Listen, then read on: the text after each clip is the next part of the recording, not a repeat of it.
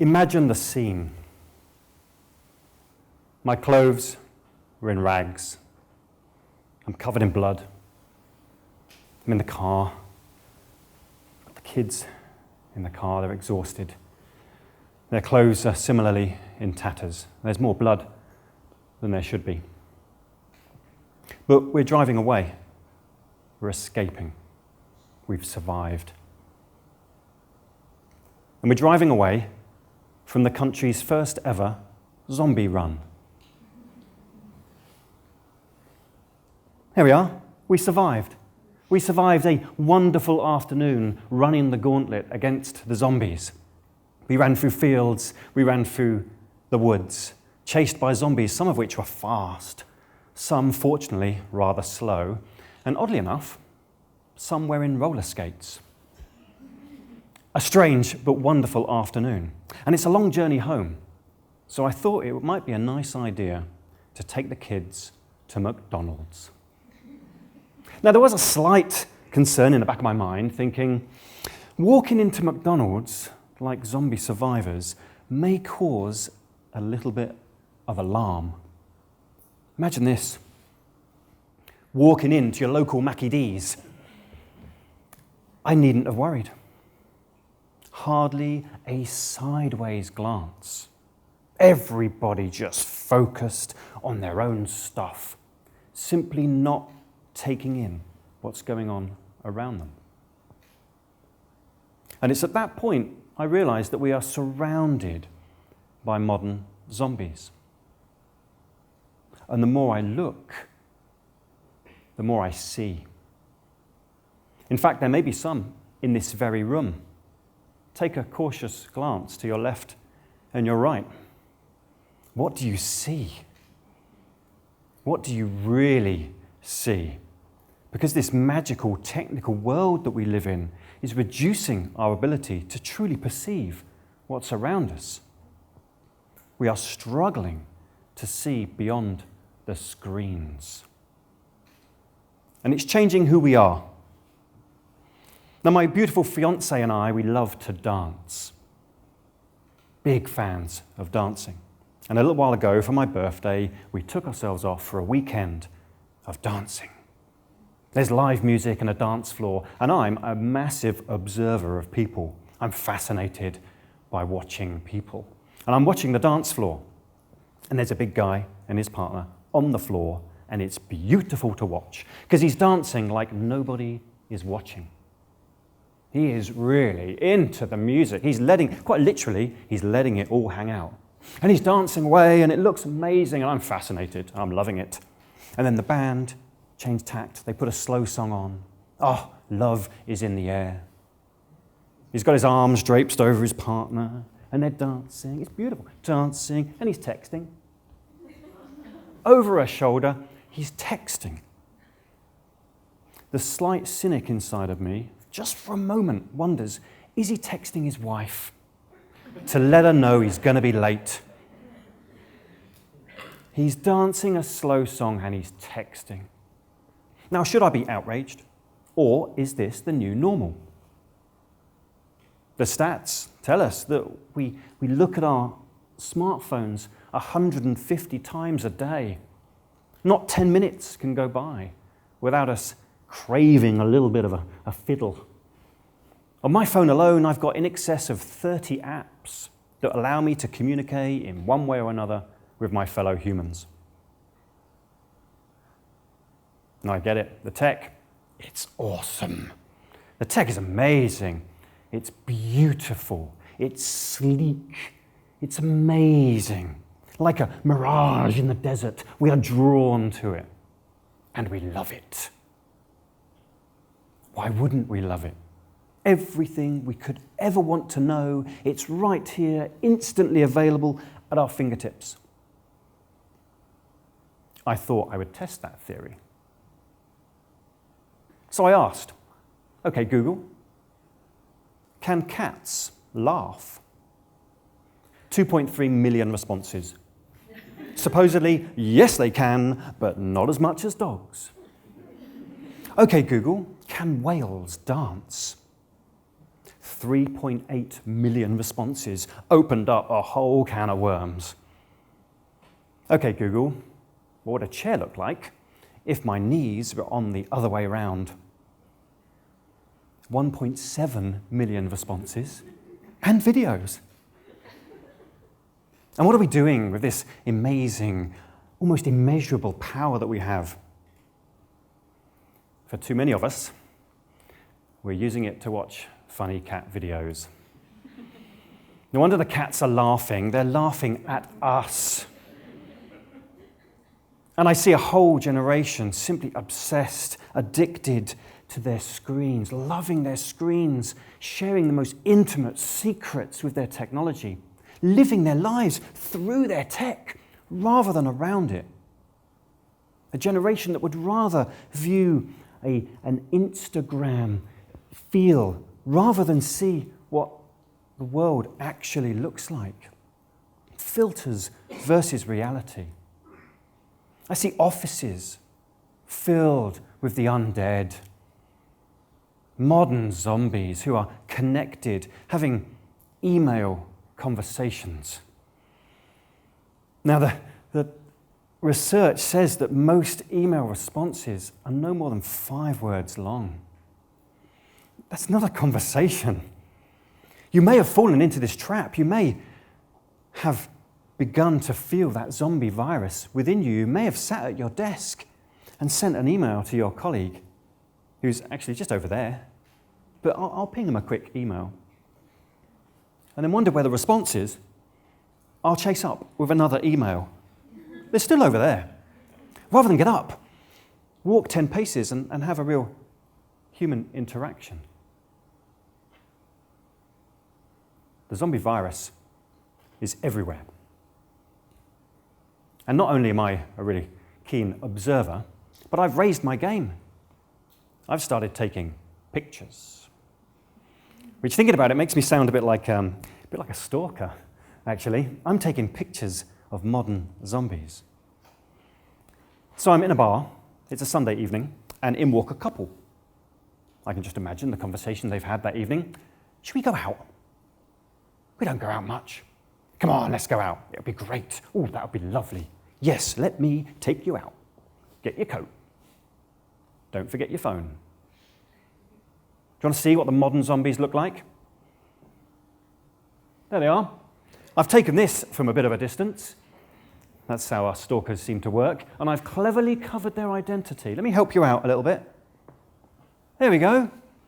That's a big night out, that is. Modern zombies, they are everywhere. So I was in a coffee shop, observing. And I just imagine the conversation. Do you want to fancy a coffee? Want to go for a coffee? Yes, mate. It's me and you. Let's go for a coffee. Nice brew. Okay. There we go. Let me help you out again. Modern zombies. They're everywhere. And possibly in this room right now. So, just like the zombies, we don't tend to use our eyes as much as we used to. Those zombies with their dead eyes, we don't seem to interact with that emotion and empathy like we used to. Like the shuffling zombies who are constantly moving towards their next food source. We've not got time to stop and really listen. And those moans and groans that you hear from the zombie horde, not dissimilar to the way we now give feedback.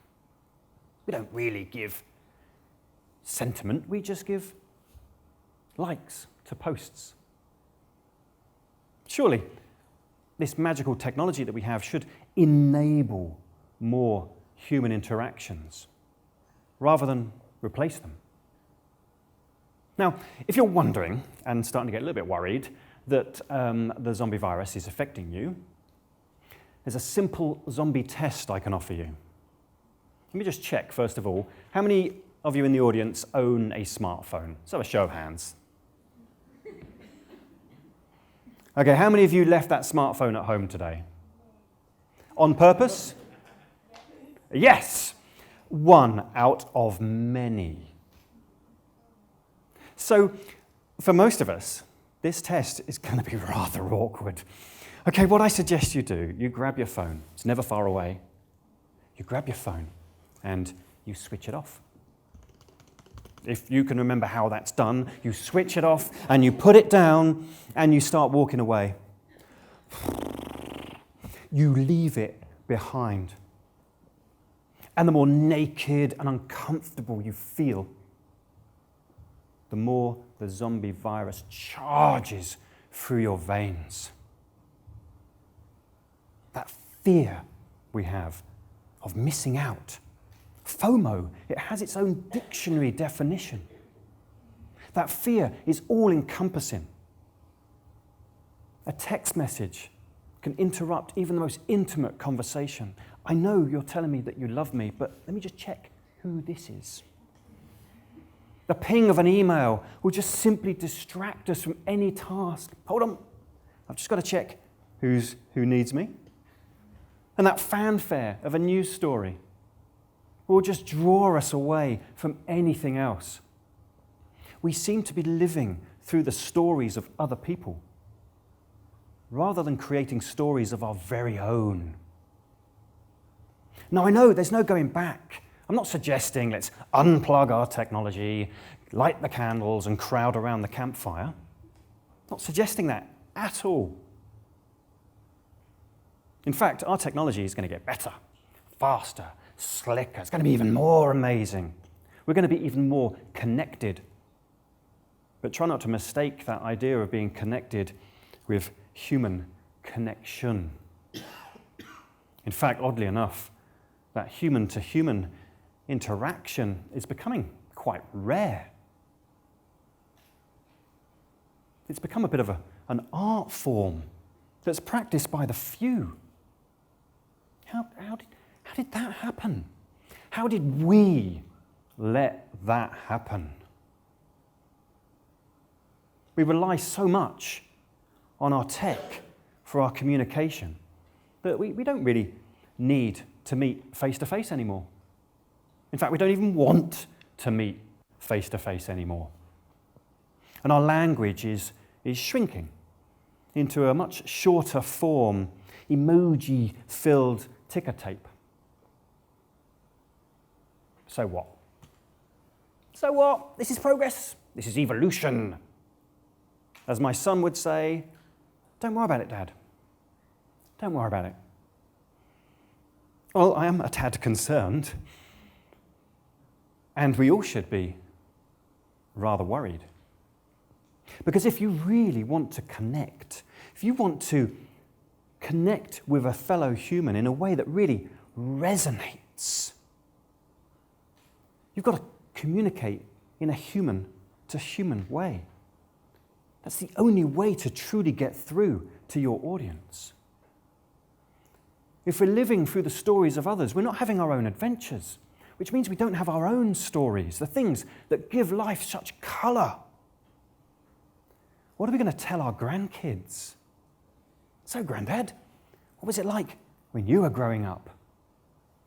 Don't ask me, you Google it. How human are our interactions? How many people have you spoken to compared with how many emails have you sent? How many real conversations have you been involved in compared with those Snapchat stories that you've observed? Have you looked colleagues and friends in the eye, or have you just pinged them some content? Here's a question for you. If Facebook had a new button, and that button said, instead of just letting you know when it's your friends' birthdays, what we'll do, we will wish them happy birthday automatically on your behalf. Would you click that button? It feels like we're having adventures. But it's just noise. We're just feeding this ocean of noise. And that noise is the noise of the zombie horde. And we're drowning. So I suggest we become the survivors. We pick up our metaphorical machetes, because there are some zombies to slay. We dare to be different, and it takes real courage. It used to be that much easier. But if you've got 1,000 emails in your inbox that you're never going to get round to, you have to text your kids to let them know tea's ready because shouting up the stairs doesn't work anymore. If you're struggling to finish your assignments because you're stuck in a YouTube loop, then you know the zombie virus is coming to get you. So we need to be brave. We need to be even more creative than we've ever been. We need to embrace these human adventures. We need to be vulnerable and give of ourselves, our true, authentic self, rather than just a profile. We need to tell our stories with real human emotion. And we need to stop and listen. Really listen with our whole selves. So I implore you to be brave. Dare to be different. Because the virus is everywhere. So have the courage to stand up, stand out, and dare to be human. Thank you.